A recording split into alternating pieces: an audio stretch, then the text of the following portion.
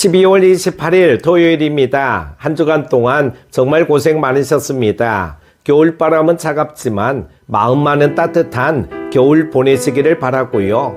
내일은 꼭 교회 가셔서 예배 드리시기 바랍니다.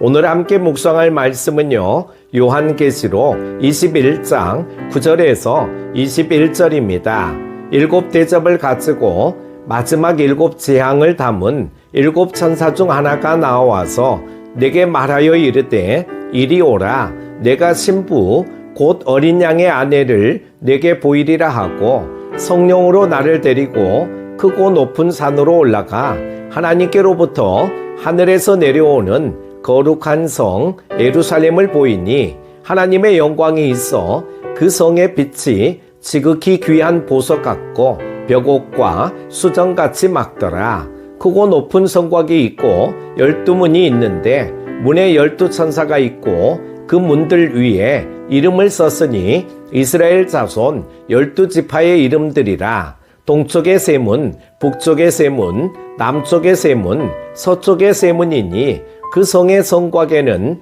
12 기초석이 있고 그 위에는 어린 양의 12 사도의 12 이름이 있더라. 내게 말하는 자가 그 성과 그 문들과 성곽을 측량하려고 금 갈대 자를 가졌더라. 그 성은 네모가 반듯하여 길이와 너비가 같은지라.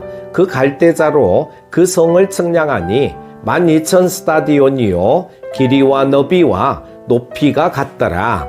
그 성곽을 측량하며 144 규빗이니 사람의 측량 곧 천사의 측량이라. 그 성곽은 벽옥으로 쌓였고 그 성은 정금인데 맑은 유리 같더라. 그 성의 성곽의 기초석은 각색 보석으로 꾸몄는데 첫째 기초석은 벽옥이요, 둘째는 남보석이요, 셋째는 옥수요, 넷째는 녹보석이요, 다섯째는 홍만호요, 여섯째는 홍보석이요, 일곱째는 황옥이요, 여덟째는 노곡이요, 아홉째는 담황옥이요, 열째는 비치옥이요, 11째는 청옥이요, 12째는 자수정이라. 그 12문은 12 진주니 각 문마다 한 개의 진주로 되어 있고 성의 길은 맑은 유리 같은 정금이더라. 아멘. 흔히들 천국을 황금길이 깔려 있고 다이아몬드로 지어진 집이 즐비한 곳으로 생각합니다.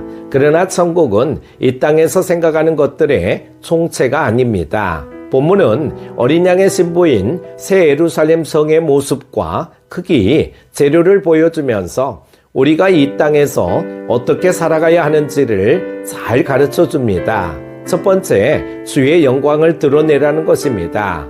유대인들은 결혼에 앞서 정혼이라는 절차를 밟습니다.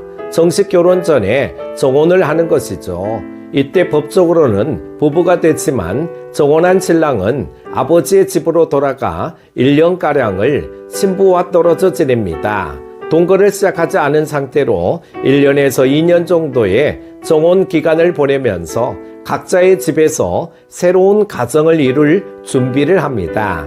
신랑이신 예수님이 다시 오실 때까지 기다리는 성도의 삶은 마치 신부 수업의 시간과 같습니다. 신랑을 맞이하기까지 신부는 세상에서 거룩하고 정결하게 준비되어야 합니다. 그러나 공중권세 잡은 사단은 이 땅을 살아가는 주님의 신부인 성도와 교회를 미혹합니다. 음녀 바벨론은 금과 보석과 진주로 꾸미고 손에 금잔을 가졌고 성도의 눈을 현혹하는 수많은 욕망들을 전시해 놓고 그것들을 소유할 수 있을 것처럼 유혹합니다.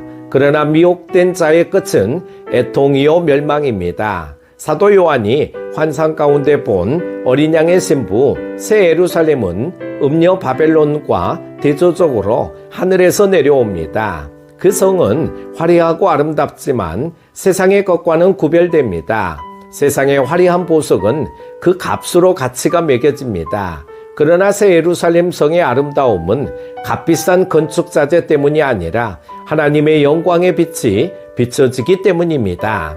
하나님은 여호와의 영광의 빛을 이스라엘에 비춰주시며 일어나라 빛을 발하라고 하시며 그 빛을 어둠이 덮인 땅, 캄캄함이 임한 만민에게 비출 것을 명령하십니다. 주님의 신부된 우리는 세상에 비치신 주님의 영광을 주님 오실 때까지 드러내야 합니다. 두 번째는 주님의 돌보심을 누리라는 것입니다. 성벽을 높이 쌓아 올리는 이유는 적들의 공격이 두렵기 때문이고 적들에게 패하지 않으려면 철저하게 대비해야 하기 때문입니다. 그러나 새 예루살렘 성은 대적들이 모두 불못에 던져졌기에 성벽을 높이 쌓을 필요가 없습니다. 그런데도 새 예루살렘의 성곽이 크고 높은 이유는 천국의 위용을 드러내는 동시에 천국의 성도들이 안전하게 거할 이상적인 성을 보이기 위해서입니다. 마찬가지로 12천사가 12문 위에 있는 것 또한 방비를 위함이 아니라 열린 문으로 하나님의 백성이 한 사람도 빠짐없이 들어갈 수 있도록 돌보시는 하나님의 사랑을 보여주는 것입니다. 초대교회가 사도와 선지자들의 터 위에서 지어져 갔듯이 새 예루살렘 성은 12기초 속에 12사도들의 이름이 기록되어 있는데 이는 예수님의 제자들이 12지파를 심판하리라는 말씀대로 하나님의 온전한 통치가 이루어질 것을 가르쳐 줍니다. 또한 신약과 구약에 구속받은 모든 성도가 하나님의 유기적 공동체로 모여 주님의 다스리심을 받으며 살게 됩니다. 주님은 당신의 신부인 교회와 성도를 이 세상에서도 버려두지 않으시고 늘 함께 하시며 돌봐주십니다. 그러므로 우리는 주님의 돌보심을 확신하며 승리자로 살아가야 합니다. 사랑하는 큐티 가족 여러분, 이 땅에서 우리의 삶은 주의 신부로서 준비하는 신부 수업 기간과 같습니다.